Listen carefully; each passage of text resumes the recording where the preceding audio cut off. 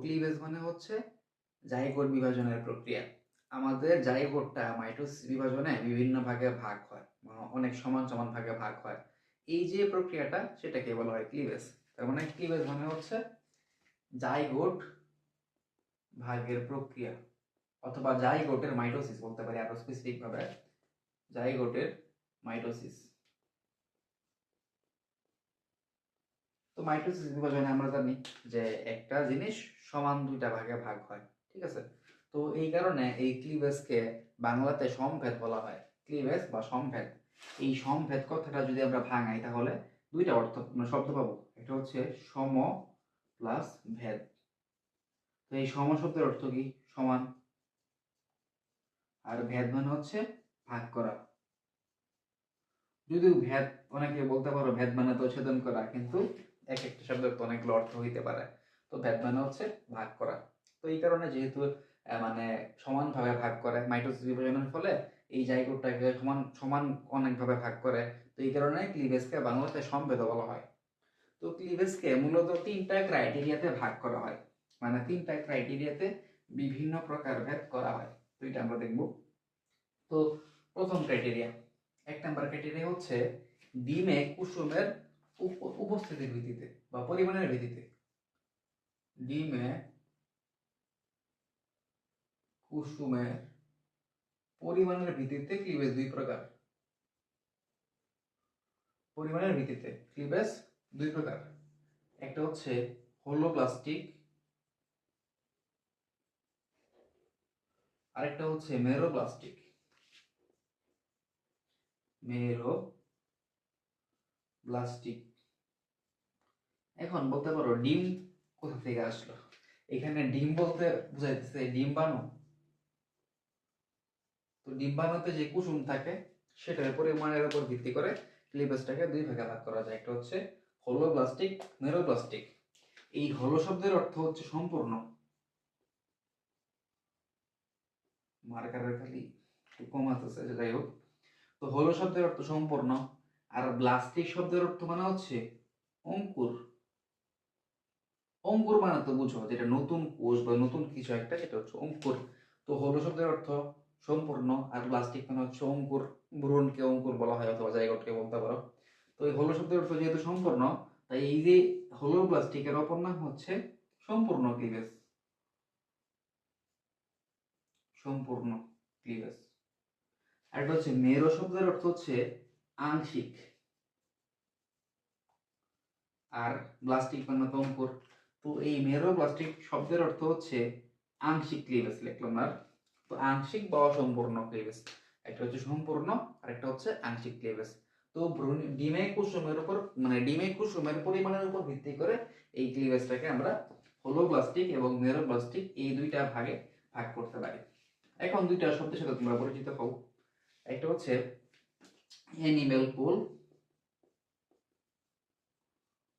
Animal পুল, আর একটা হচ্ছে vegetal পুল। Vegetal pole তোমরা অবশ্যই জানো, পোল মানে হচ্ছে মেরু বা প্রান্ত। পোল মানে হচ্ছে মেরু বা প্রান্ত, প্রান্ত। আর গ্রিক শব্দ ভেজিটাল, মানে এই ভেজিটাল শব্দটা যে গ্রিক শব্দ থেকে আসছে তার অর্থ হচ্ছে পুষ্টি, ঠিক আছে। আর অ্যানিমাল শব্দের অর্থ হচ্ছে চলনশীল, ওইটার অর্থ লাগবে না আমাদের বুঝতে। তো দেখো, ভেজিটাল পোল কাকে বলে? প্রশ্ন হচ্ছে ভেজিটাল পোল কাকে বলে। তো ভ্রূণের বা কুশ বা ডিমের যে প্রান্তে কুসুম থাকে তাকে বলা হয় ভেজিটাল পোল। ভেজিটাল পোল কি? যে প্রান্তে কুসুম থাকে, কুসুম থাকে। এখন বলতে পারো কেন এটার নাম ভেজিটাল পোল হইল? এটা থেকে অর্থ মানে কি? পুষ্টি। তো আমরা জানি যেখানে কুসুম থাকবে সেখানে পুষ্টি বেশি থাকবে। তো এই কারণে ডিমের যে প্রান্তে কুসুম থাকে তাকে বলা হয় ভেজিটাল পোল, মানে ভেজিটাল পোল পোল বা ভেজিটাল মেরু। আর অ্যানিমেল পোল মানে কি? অ্যানিমেল পোল মানে হচ্ছে যে প্রান্তে নিউক্লিয়াস থাকে, যে প্রান্তে, আচ্ছা মনে মুখে বলে দিই, যে প্রান্তে নিউক্লিয়াস থাকে তাকে বলা হয় অ্যানিমেল পোল। তো এই দুইটা প্রান্ত আছে, একটা হচ্ছে ভেজিটাল পোল আর একটা হচ্ছে অ্যানিমেল পোল। এই দুইটা জাস্ট একটু মানে টার্মিনোলজি বই লাইন, এটা একটু বুঝাইলাম আর কি। তো আমরা একটা ক্রাইটেরিয়াতে ক্লিভেজের প্রকারভেদ দেখছি, এখন আমরা 2 নাম্বার ক্রাইটেরিয়া দেখব। 2 নাম্বার ক্রাইটেরিয়া হচ্ছে ভ্রূণীয় কোষের ভবিষ্যৎ পরিস্ফুটনের ভিত্তিতে। ভ্রূণীয় কোষের ভবিষ্যৎ, রাইট নাম্বার। তো ভ্রূণীয় কোষের ভবিষ্যৎ পরিস্ফুটনের ভিত্তিতে ক্লিভেজটা 2 প্রকার। এখন ভ্রূণীয় কোষের ভবিষ্যৎ পরিস্ফুটন মানে কি? ভ্রূণীয় কোষ মানে ভ্রূণের যে কোষগুলা, তো ভ্রূণীয় যে কোষগুলা এগুলা ভবিষ্যতে কি হবে, এটার পরিণতি কি হবে। পরিস্ফুটন মানে তো মানে এটা যখন পরিণত হবে তখন এটা কিসে পরিণত হবে সেটার উপর ভিত্তি করে ক্লিভেজটাকে 2 ভাগে ভাগ করা যায়। একটা হচ্ছে নির্দিষ্ট নির্দিষ্ট বা নির্ধারিত ক্লিভেজ, আর একটা হচ্ছে অনির্দিষ্ট বা অনির্ধারিত ক্লিভেজ। এখন অনির্দিষ্ট মানে কি, কেন এটাকে অনির্দিষ্ট বলা হচ্ছে? তো আমরা যে পড়ছি ক্লিভেজ মানে কি, ক্লিভেজ মানে হচ্ছে একটা জাইগোটকে বিভিন্ন ভাগে ভাগ করা, সমান ভাগে ভাগ করা। তো এই যে ভাগগুলা করলা, ধরো একটা জাইগোটকে তুমি অনেকগুলা সমান ভাগে ভাগ করবা, তো এই যে প্রত্যেকটা ছোট ছোট অংশ আছে না, এই যে এখানে যে ছোট ছোট অংশ থাকবে ভাগ করার পরে, এই অংশটাকে বলা হবে ব্লাস্টোমিয়ার। ব্লাস্টোমিয়ার বায়োলজিতে যেখানেই মিয়ার শব্দটা পাবা, মিয়ার মানে হচ্ছে ছোট ছোট অংশ বা ছোট অংশ, আর ব্লাস্টো শব্দের অর্থ হচ্ছে অঙ্কুর বা অপরিণত কিছু একটা। তো অঙ্কুর বলতে পারো এখানে, বা অপরিণত অপরিণত মানে মিয়ার বলতে পারো। যাই হোক, এই যে অনির্দিষ্ট ক্লিভেজে, ক্লিভেজ মানে ক্লিভেজ হইলেই তো সেখানে ব্লাস্টোমিয়ার উৎপন্ন হবে। ব্লাস্টোমিয়ার মানে ছোট ছোট অংশ, তো যেখানে ক্লিভেজ হবে সেখানে এরকম ছোট ছোট অংশ উৎপন্ন হবে। এই যে ছোট ছোট অংশগুলা, এগুলা ভবিষ্যতে কি হবে এটা নির্ধারিত না, সেটা হচ্ছে অনির্দিষ্ট ক্লিভেজ। আরো ভালোভাবে বললে, এই যে ব্লাস্টোমিয়ার গুলো আছে, এই প্রত্যেকটা ব্লাস্টোমিয়ারের আলাদা আলাদা ভ্রূণ গঠন করার ক্ষমতা আছে। অর্থাৎ তারা আলাদা আলাদা ভ্রূণ গঠন করে কি উৎপন্ন করবে সেটা আমরা জানি না, সেটার পরিণতি আমরা জানি না। এই কারণে এই যে অনির্দিষ্ট, এই কারণে এইরকম যে ক্লিভেজটা আছে ভ্রূণীয় কোষের, যেটা আমরা নির্দিষ্ট না, সেটাকে বলা হয় অনির্দিষ্ট ক্লিভেজ। আর যে ক্লিভেজের প্রত্যেকটা ব্লাস্টোমিয়ারের পরিণতি আমরা জানি, যে এক একটা, ধরো এই অংশ থেকে আমরা জানি এটা থেকে একটা হাত গঠন হবে, এই অংশ থেকে আমরা আমাদের মাথা গঠন হবে, এই অংশ থেকে আমাদের অ্যাবডোমেন গঠন হবে। তো এরকম যেগুলা আমরা পরিণতি জানি সেগুলাকে বলা হবে নির্দিষ্ট ক্লিভেজ। ঠিক আছে, আশা করি নির্দিষ্ট আর অনির্দিষ্ট ক্লিভেজ বুঝতে পারছো। তো এটা ছিল 2 নাম্বার ক্রাইটেরিয়া। আর আরেকটা ক্রাইটেরিয়া আছে, লাস্ট ক্রাইটেরিয়া, সেটা হচ্ছে বিভাজন তলের উপর ভিত্তি করে। কালি নাই, আশা করি দেখা যায়। বিভাজন তলের ভিত্তিতে, তলের বিভাজন তলের ভিত্তিতে ক্লিভেজটা 3 প্রকার। তো এখন আসো বিভাজন তল কি।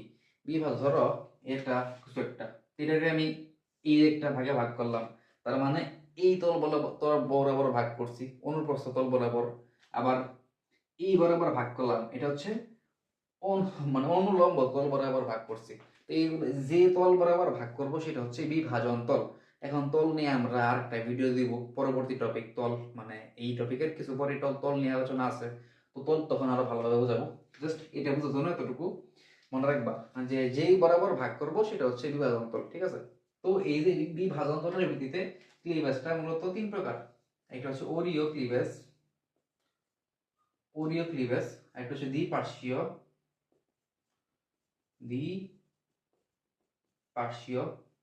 আর একটা হচ্ছে সর্পিল ক্লিভেজ। ওরিও শব্দের ইংরেজি হচ্ছে রেডিয়াল, সব ক্ষেত্রে রেডিয়াল। তল পড়তে গেলে এটা আরো ভালো করে বলবা, তল প্রতিসাম্যতা যখন শেষ করব তখন এটা আরো আর কি সহজ হবে তোমার জন্য। দ্বিপার্শ্বীয়, বায়োলজিতে যেখানে বাই অথবা ডাই কথাটা বাবা সেখানে বুঝবা যে দুই বোঝায়, দুই বা দ্বি, তার মানে এটা হচ্ছে পার্শ্বীয়। আর লেটারাল শব্দের অর্থ হচ্ছে পার্শ্বীয়, তার মানে দ্বিপার্শ্বীয় শব্দের অর্থ হচ্ছে মানে ইংরেজি হচ্ছে bilateral. Lateral, bilateral, bi মানে দুই, লেটারাল মানে হচ্ছে পার্শ্বীয়।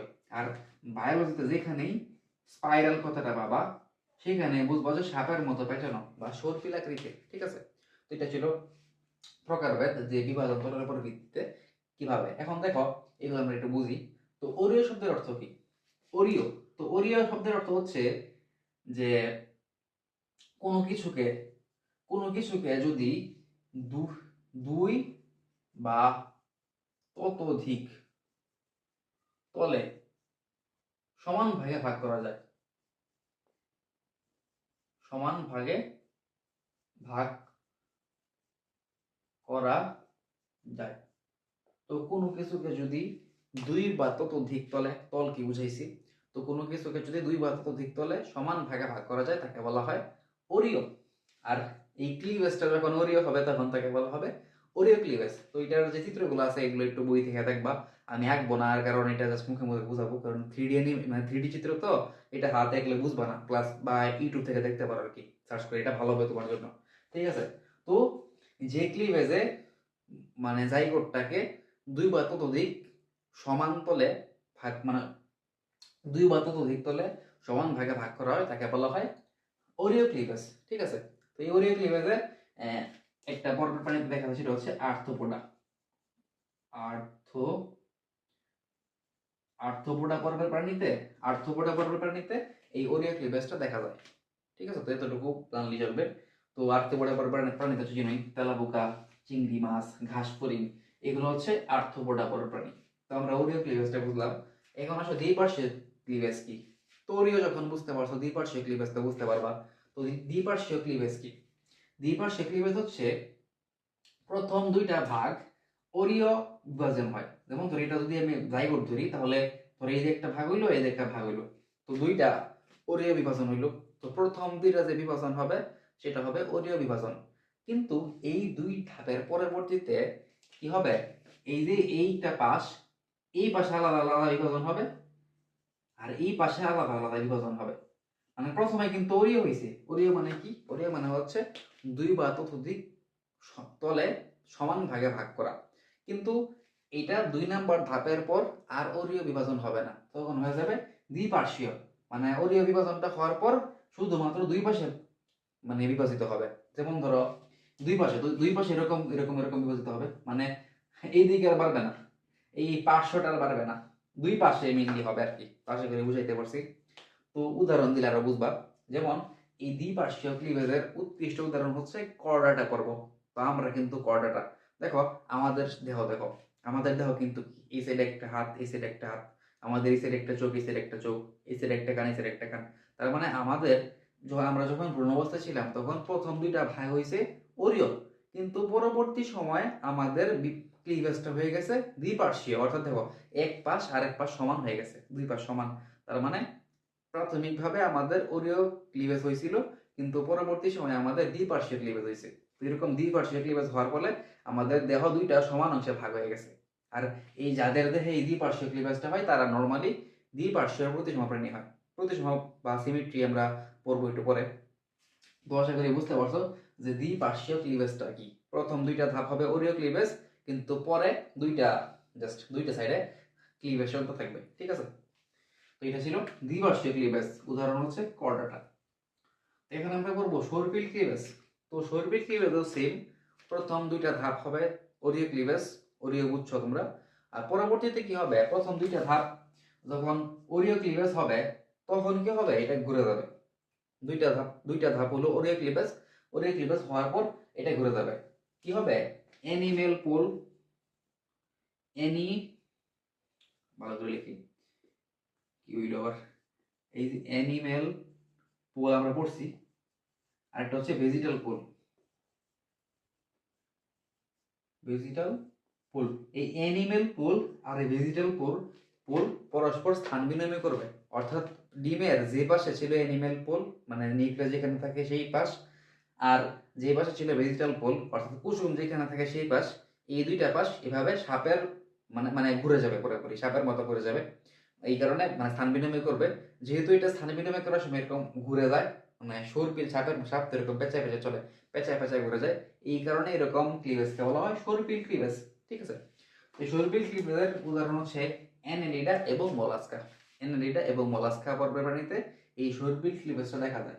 আবার বলি সর্পিল ক্লিভেজ কি, প্রথম দুইটা ধাপ হবে ওরিও ক্লিভেজ, আর পরবর্তী দুইটা ধাপ ওরিও ক্লিভেজ হওয়ার পরে এই অ্যানিমেল পোল আর ভেজিটাল পোল পরস্পর স্থান বিনিময় করবে।